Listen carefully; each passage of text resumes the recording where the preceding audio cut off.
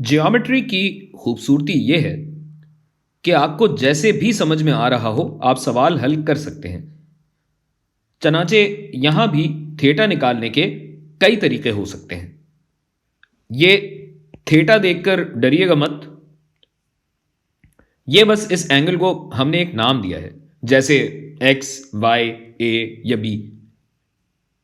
तो भाई एक तरीका तो ये है कि हम इस वाले मुसल्लस को देखें जहां पे 32 प्लस 90 प्लस ये angle x, 32 plus 90 plus x बराबर हो 180 के। तो x क्या निकलेगा भाई?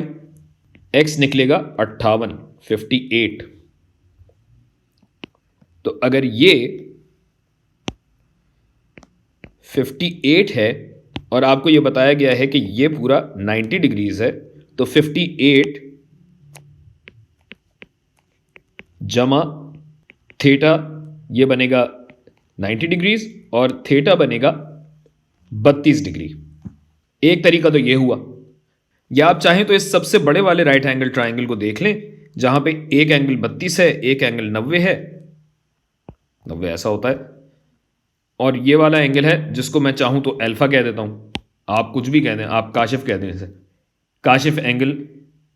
अब इस तरीके से काशिफ एंगल जितना आएगा उसको आप, अब जितना आपका ये काशिफ एंगल आएगा उसके हिसाब से आप ये एंगल निकाल लें, फिर ये एंगल, और मतलब जैसे भी चाहें आप कर लें।